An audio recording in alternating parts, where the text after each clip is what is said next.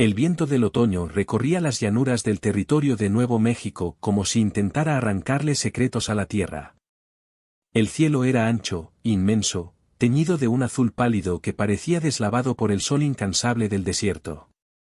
A lo lejos, las montañas rojizas se alzaban firmes, silenciosas, como testigos eternos de todo lo que allí ocurría. El polvo se levantaba en remolinos suaves entre los matorrales secos, y el olor a salvia flotaba en el aire frío de la mañana. El rancho Los Álamos descansaba en medio de esa vastedad, construido con madera oscura y techos inclinados que habían resistido más de un invierno duro. No era el rancho más grande del territorio, pero se mantenía firme, igual que su dueño.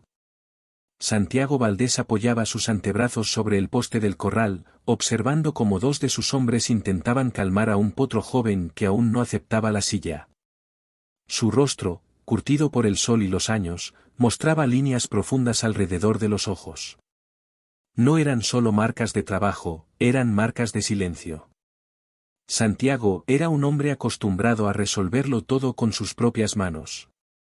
Había heredado poco más que tierra seca y deudas antiguas, pero con esfuerzo convirtió aquel terreno en un lugar respetable.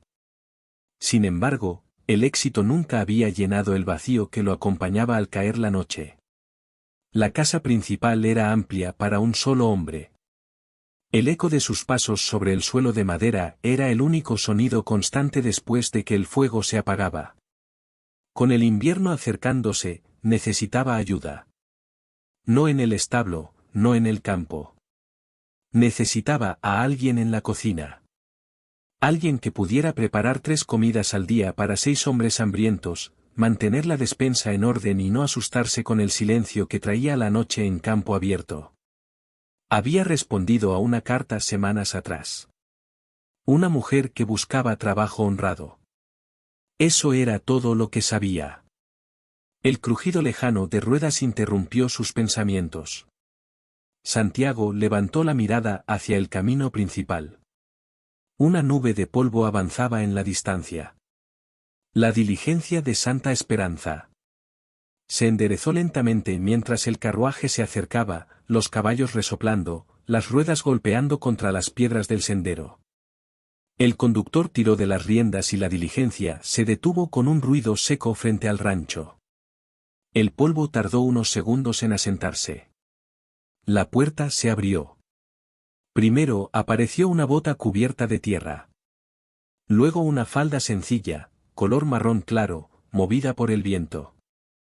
Finalmente, una mujer descendió con cuidado, sosteniendo a un niño pequeño contra su pecho. Santiago frunció levemente el ceño. La mujer alzó la vista hacia él. Tenía el cabello recogido en un moño sencillo, algunos mechones sueltos enmarcando su rostro. Sus ojos eran verdes, claros, pero no suaves. Eran ojos que habían visto dificultades y aún así se mantenían firmes. ¿Señor Valdés? Preguntó con voz tranquila. Soy yo. Lucía Herrera. Respondí a su anuncio. Dijo que necesitaba una cocinera. Su tono no era sumiso ni desafiante. Era directo. Santiago asintió lentamente, pero su mirada se había detenido en el niño. El pequeño dormía, envuelto en una manta gris. Tendría alrededor de 2 años. Su respiración era tranquila, ajena a la tensión que flotaba entre los adultos. En la carta no mencionó que vendría acompañada, dijo Santiago finalmente. Lucía bajó la vista un instante hacia el niño, ajustándolo con cuidado entre sus brazos. No creí necesario hacerlo. Es mi hijo. Y no tengo a nadie más con quien dejarlo. El viento sopló con más fuerza, moviendo el polvo alrededor de sus botas. Santiago dio un paso más cerca. Algo en el rostro del niño llamó su atención. Una pequeña marca, justo sobre la ceja izquierda. Un lunar alargado, apenas visible bajo la luz del sol. El corazón le dio un golpe seco en el pecho. Sin darse cuenta, llevó la mano a su propia ceja. Él tenía una marca idéntica. Desde niño. El pequeño se movió en brazos de su madre. Sus párpados temblaron, y lentamente, abrió los ojos. Santiago dejó de respirar. Gris acero. No era un gris común. Era el mismo tono frío y profundo que le había devuelto el espejo toda su vida. No había duda posible. El niño lo miró con curiosidad, sin miedo, como si algo instintivo lo mantuviera tranquilo. Lucía notó el cambio en el rostro de Santiago. Su mandíbula se tensó apenas. Se llama Mateo, dijo ella en voz baja. El silencio se volvió espeso. Hace 5 años, continuó Lucía, en Santa Esperanza. Una noche de tormenta. El recuerdo golpeó a Santiago con la misma fuerza que aquella lluvia lejana. El salón iluminado por lámparas de aceite. Música improvisada. Una mujer con vestido azul riéndose mientras él tropezaba en un mal intento de baile. Una conversación larga. Una madrugada sin promesas. Y al amanecer, ella se había ido. No sabía, murmuró él.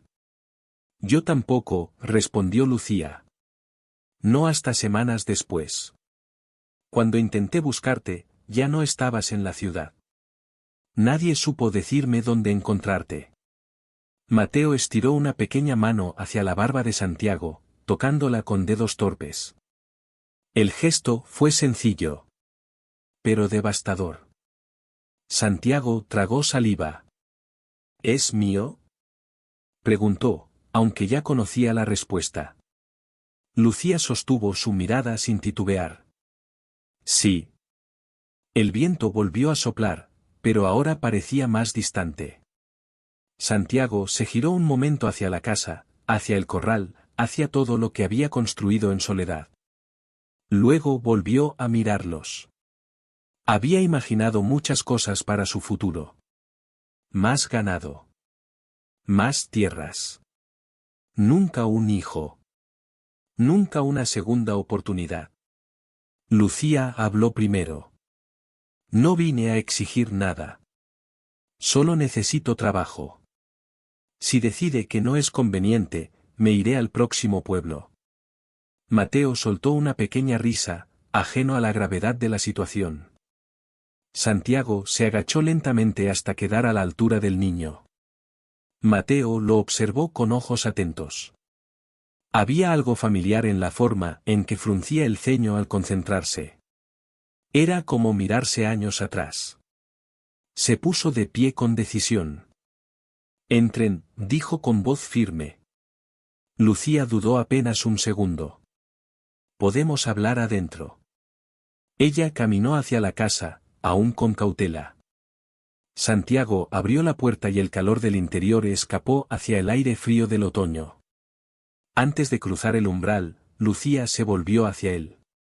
No tiene obligación alguna. Santiago sostuvo su mirada verde, intensa.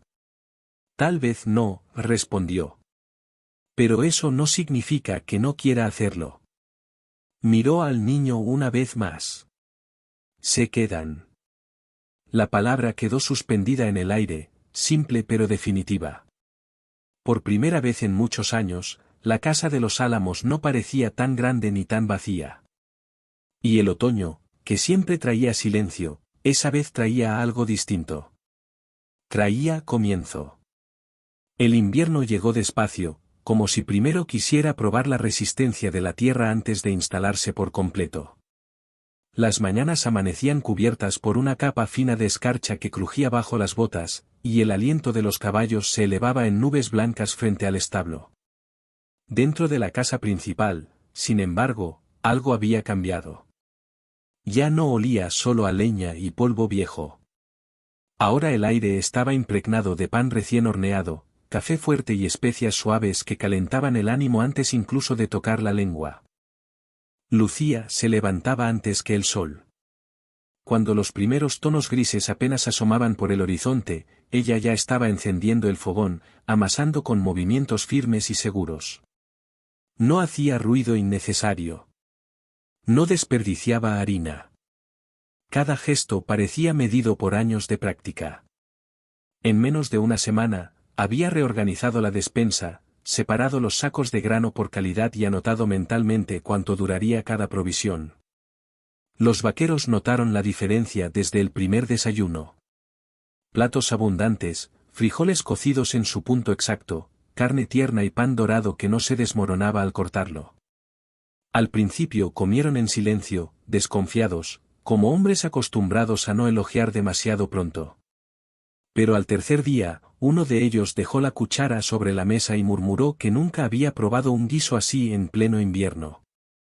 Lucía no respondió con sonrisa amplia ni palabras orgullosas. Solo asintió y siguió sirviendo. No buscaba aprobación. Solo hacía su trabajo. Mateo, mientras tanto, comenzó a recorrer la casa con pasos inseguros pero curiosos.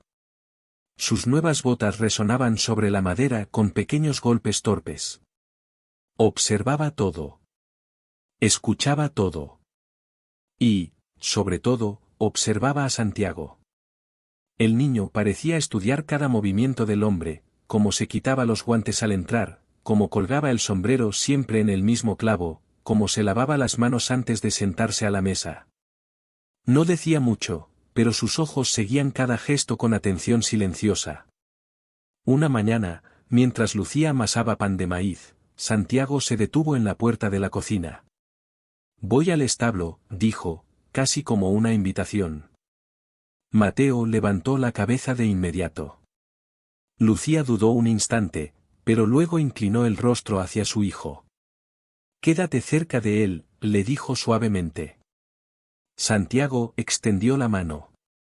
El niño la miró un segundo antes de tomarla con firmeza sorprendente. El establo olía a heno seco y cuero viejo. Los caballos movieron las orejas al verlos entrar. Santiago caminó despacio, consciente del pequeño paso que intentaba igualar el suyo. «Ese es Relámpago», dijo señalando un potro castaño que golpeaba el suelo con el casco. «Aún no aprende a confiar». Mateo soltó la mano de Santiago y se acercó lo suficiente para estirar los dedos hacia la crin del animal. El caballo resopló, pero no se apartó. Santiago colocó su mano grande sobre la espalda del niño, firme pero suave. «Despacito», murmuró. Mateo acarició el cuello del potro y luego miró a Santiago como si buscara aprobación. No hizo falta decir nada. El leve asentimiento fue suficiente. Ese fue el primer momento en que no parecían extraños. Esa misma semana, Santiago comenzó a trabajar en la pequeña habitación al final del pasillo. Era un antiguo cuarto de almacenamiento lleno de herramientas viejas y cajas sin uso. Pasó tardes enteras limpiando polvo, clavando tablas sueltas y ajustando la ventana para que no dejara pasar el viento. No anunció su intención. Simplemente lo hizo. Lucía lo observaba desde la cocina mientras él transportaba madera o movía muebles pesados. No preguntaba, pero entendía. Una noche, después de que los vaqueros se retiraron al barracón y Mateo dormía profundamente, Lucía se sentó frente al fuego con una taza de café entre las manos. Santiago ocupó la silla opuesta. El silencio no era incómodo. Era reflexivo. «No tienes que hacer todo eso», dijo ella finalmente, refiriéndose a la habitación. «Lo sé. Mateo puede dormir donde está». Santiago sostuvo la taza sin mirarla. «Un niño necesita su propio espacio». Lucía bajó la mirada al fuego. «He vivido mudándome de un lugar a otro desde que nació. No me acostumbro a quedarme». «No siempre es malo quedarse», respondió él. Ella levantó los ojos verdes, firmes. «Quedarse significa depender. Y depender significa que alguien más puede decidir cuándo te vas». Las palabras quedaron suspendidas entre ellos. Santiago entendió más de lo que ella decía. Había aprendido a no atar su vida a nadie precisamente por esa razón. La tierra no abandonaba. Las personas sí. Días después, mientras la primera nevada ligera cubría el rancho, Santiago habló sin rodeos. Podrían quedarse más allá del invierno. Lucía se quedó inmóvil. El sonido del cuchillo cortando verduras se detuvo. Eso no fue parte del acuerdo. Podría serlo. Ella se giró lentamente hacia él. ¿Por qué? La pregunta no era simple. No buscaba cortesía. Buscaba verdad. Santiago tardó en responder. Porque el rancho ya no se siente vacío. Lucía respiró hondo. Miró hacia la habitación donde Mateo jugaba con un trozo de cuerda, intentando imitar el sonido de un caballo. No puedo prometer quedarme en un lugar donde no estoy segura. No te pido promesas ahora, dijo él. Solo que consideres la posibilidad. Esa noche, mientras el viento golpeaba las ventanas y la escarcha cubría los abrevaderos, Lucía permaneció despierta más tiempo del habitual. Observaba a su hijo dormir en la pequeña habitación recién preparada. Las paredes aún olían a madera nueva. La ventana estaba bien sellada. No entraba frío. Por primera vez en mucho tiempo, no sentía urgencia de empacar. Santiago, sentado en la cocina, revisaba en silencio unas riendas desgastadas. Escuchó los pasos suaves de Lucía acercarse. Mateo dijo hoy, caballo, como tú lo dices, comentó ella. Él dejó el cuero sobre la mesa. Es listo. Te observa, añadió ella. Santiago asintió. Yo también lo observo. No hubo declaración formal. No hubo palabra grande que marcara un cambio. Pero algo ya había cambiado. A la mañana siguiente, cuando el niño salió al patio con su pequeño abrigo, Santiago lo esperó junto al corral. Ven, le dijo simplemente.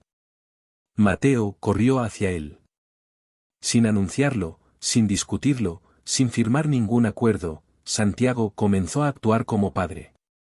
Le enseñó a distinguir el sonido de cada caballo, a sostener una cuerda sin quemarse las manos, a mirar siempre al horizonte antes de montar. Lucía lo veía desde la puerta de la casa. No intervenía. Había miedo en su pecho, sí. Miedo a confiar demasiado. Miedo a imaginar un futuro estable que pudiera romperse. Pero también había algo más. Por primera vez desde que Mateo nació, no estaba sola enfrentando el invierno. Y aunque ninguno de los dos lo decía en voz alta, el rancho Los Álamos comenzaba a echar raíces que no dependían solo de la tierra. Dependían de ellos. La primera nevada cayó antes de lo esperado. No fue una tormenta violenta, sino un manto silencioso que cubrió el rancho durante la madrugada. Al amanecer, Los Álamos parecía otro lugar. Los cercos estaban delineados en blanco, el techo de la casa sostenía una capa fina de hielo y el arroyo cercano comenzaba a endurecerse en los bordes. Santiago lo sintió en las rodillas incluso antes de abrir la puerta. El aire era más denso, más cortante. El invierno ya no era una advertencia. Era una presencia firme. Dentro de la casa, Lucía revisaba la despensa con el ceño apenas fruncido. Levantó un saco de harina, lo pesó en sus manos y lo volvió a dejar. No alcanzará más de 2 semanas, dijo sin dramatismo. Santiago se quitó los guantes. ¿Y el cerdo salado? Poco. Y la cebada está casi en el fondo del barril. No era pánico lo que se respiraba, sino cálculo. El invierno exigía previsión, y ellos estaban en el límite. Iré a Santa Esperanza, decidió Santiago. Lucía levantó la vista. Los caminos no estarán fáciles. Pero aún están abiertos. Ella asintió. No intentó detenerlo. 2 días después, antes del amanecer, Santiago ensilló su caballo. El cielo todavía estaba oscuro y las estrellas se resistían a desaparecer. Mateo salió a la puerta envuelto en una manta. ¿Vas lejos?, preguntó con voz aún adormecida. Santiago se agachó frente a él. Solo al pueblo. Volveré antes de que la luna cambie. El niño observó cómo ajustaba la cincha, cómo revisaba el morral. Cada gesto era importante para él. El viaje fue lento. El camino estaba duro y compactado por el frío. El viento levantaba pequeños remolinos de nieve seca que golpeaban el rostro. Santa Esperanza no era una ciudad grande, pero en invierno parecía aún más reducida. Algunas casas estaban cerradas. Las calles, casi vacías. Santiago compró lo necesario primero: harina decente, sal, cebada, café que no supiera a humedad. Pagó sin discutir precios. Luego caminó hacia la zapatería. El zapatero le mostró varios pares pequeños. Santiago tomó uno de cuero oscuro, resistente, con suela gruesa. ¿Para tu hijo?, preguntó el hombre. Santiago no respondió de inmediato. Sí, dijo finalmente. Después pasó por la tienda de telas. Dudó unos segundos frente a los rollos colgados. Eligió lana marrón, firme, suficiente para un abrigo que resistiera el viento del norte.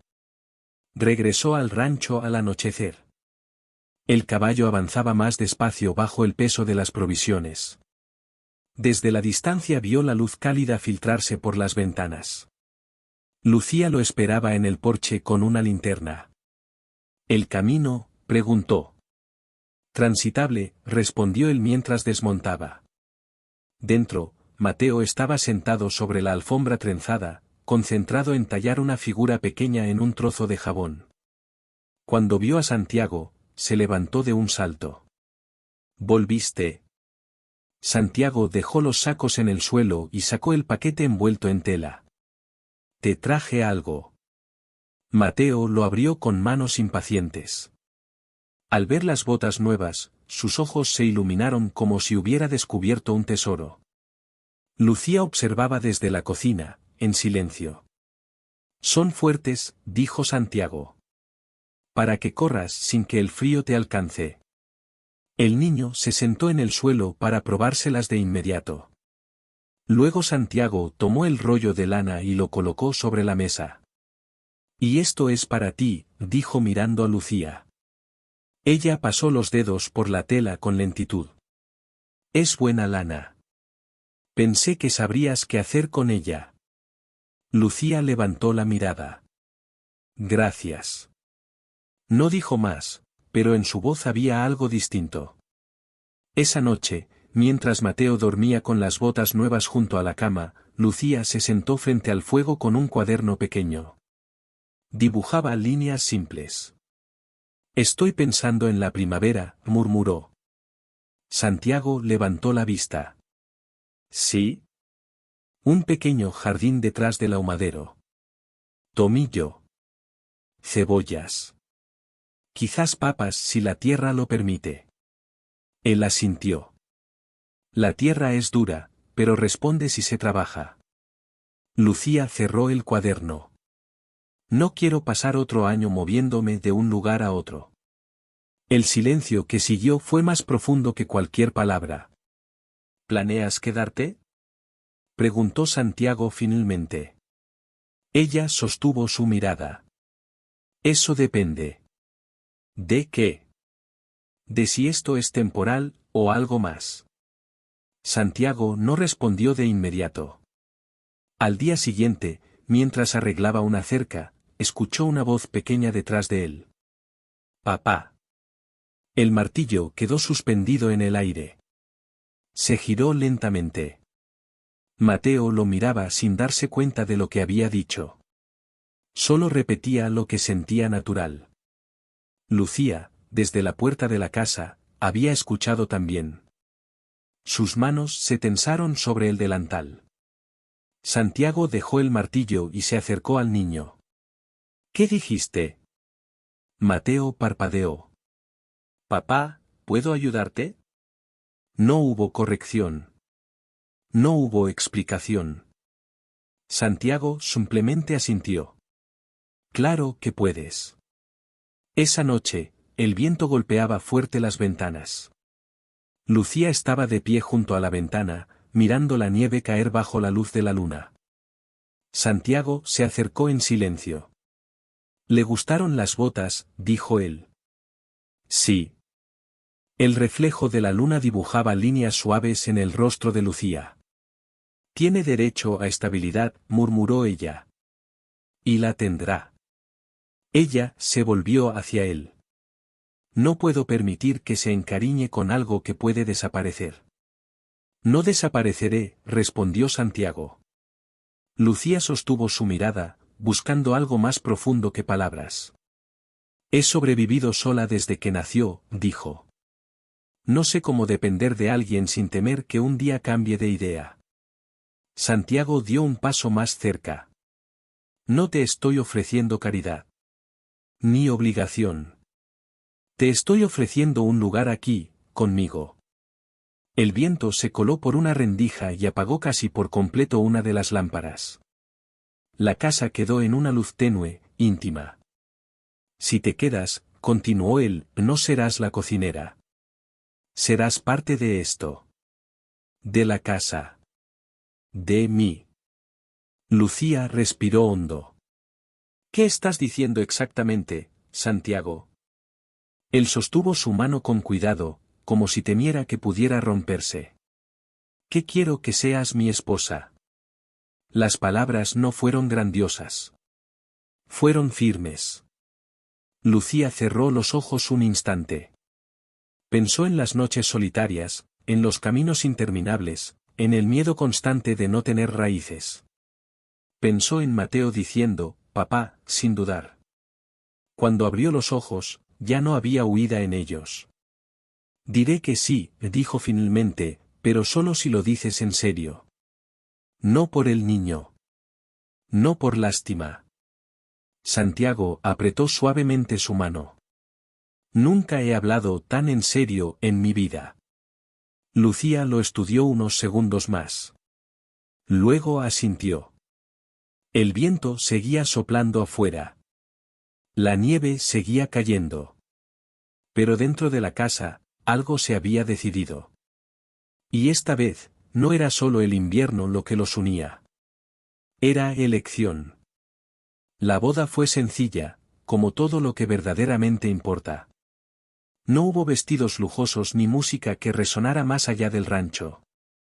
Fue una mañana clara, fría pero luminosa, bajo los álamos desnudos que se alzaban detrás del establo. El predicador de Santa Esperanza llegó antes del mediodía, con el abrigo cubierto de polvo helado y las manos enrojecidas por el viento. Los vaqueros se alinearon en silencio, sombreros en el pecho. No eran hombres de discursos largos, pero sabían reconocer cuando algo merecía respeto. Lucía llevaba un vestido sencillo color marfil, ajustado en la cintura y cubierto por un chal de lana que ella misma había tejido. Su cabello estaba recogido con cuidado, sin adornos innecesarios. Santiago vestía su mejor camisa, recién remendada por ella, y el sombrero limpio de polvo. Mateo permanecía junto a su madre, aferrado suavemente a la tela de su falda, mirando todo con ojos atentos, como si supiera que aquel día marcaría algo que duraría mucho más que el invierno. Cuando el predicador pronunció las palabras finales, no hubo aplausos ruidosos. Solo un asentimiento colectivo, profundo. Santiago tomó la mano de Lucía con firmeza tranquila. No era un gesto teatral. Era un compromiso silencioso que ambos entendían en su totalidad. Mateo creció entre caballos y libros. Por las mañanas seguía a Santiago al establo, aprendiendo a ensillar, a distinguir huellas en la tierra, a reparar cercas con paciencia. Por las tardes se sentaba junto a Lucía, practicando números y letras sobre hojas gastadas, escuchando historias de su abuelo herrero y de cómo el orgullo silencioso vale más que cualquier moneda. No fue un niño mimado ni descuidado. Fue un niño observado, guiado. Santiago dejó de cenar en silencio. Comenzó a reír más seguido, aunque fuera bajo. Aprendió a hablar de su día sin sentir que debía cargarlo solo. En las noches frías, cuando el viento golpeaba los postigos, ya no miraba el fuego como un hombre aislado, sino como alguien que compartía calor. Al segundo año de matrimonio, construyeron una nueva habitación al lado oeste de la casa. No porque la necesitaran con urgencia, sino porque podían hacerlo. Porque planear el futuro ya no era un riesgo, sino una intención. Los álamos que habían sido testigos de la boda comenzaron a crecer más frondosos cada primavera. Sus raíces se extendían profundas, igual que las de aquella familia. Los inviernos siguieron llegando, uno tras otro. Algunos fueron duros, con nevadas intensas que aislaban el rancho durante días. Otros más suaves, permitiendo viajes al pueblo con facilidad. Pero ninguno los encontró desprevenidos. Pasaron los años con la naturalidad de la tierra misma. Mateo dejó atrás las botas pequeñas y aprendió a montar antes de cumplir 7 años. Su voz se volvió más firme, su mirada más segura. Cuando miraba a Santiago, no había duda en su expresión. Y cuando llamaba papá, ya no era accidental. Lucía mantuvo su fuerza intacta. No perdió su independencia al casarse, la transformó en elección consciente. Ya no se quedaba por necesidad, sino por convicción. Santiago, por su parte, dejó de ser un hombre marcado únicamente por el pasado. Se convirtió en alguien que construía futuro. El rancho nunca se volvió el más grande del territorio. No duplicaron sus tierras ni acumularon oro. Hubo años de ganancias modestas y otros de simple equilibrio. Pero jamás faltó comida en la mesa ni leña en el hogar. Una noche, muchos inviernos después de aquella primera nevada compartida, el viento volvió a soplar con fuerza desde las montañas. La casa crujía suavemente, como siempre lo había hecho. Mateo, ya casi un hombre, dormía en la habitación oeste. El jardín descansaba bajo una capa ligera de escarcha. Los caballos se mantenían tranquilos en el establo. Santiago y Lucía estaban sentados junto al fuego, como tantas otras veces. Las llamas proyectaban sombras cálidas sobre las paredes de madera. Lucía apoyó la cabeza en el hombro de Santiago. Él colocó su mano sobre la curva de su espalda, gesto familiar, seguro. ¿Recuerdas el día que llegué en la diligencia?, preguntó ella en voz baja. Lo recuerdo todo, respondió él. Lucía sonrió levemente. Pensé que solo sería un invierno más. Santiago miró el fuego unos segundos antes de hablar. Yo pensé que solo necesitaba una cocinera. El silencio que siguió no fue vacío. Fue pleno. No fue riqueza, murmuró ella. Fue familia, completó él. Afuera, el viento continuó su canto largo contra las montañas. Pero dentro de la casa, el calor era constante, firme, inquebrantable. No prosperaron en oro. Prosperaron en amor. Y en esa tierra amplia y silenciosa del territorio de Nuevo México, eso fue más que suficiente.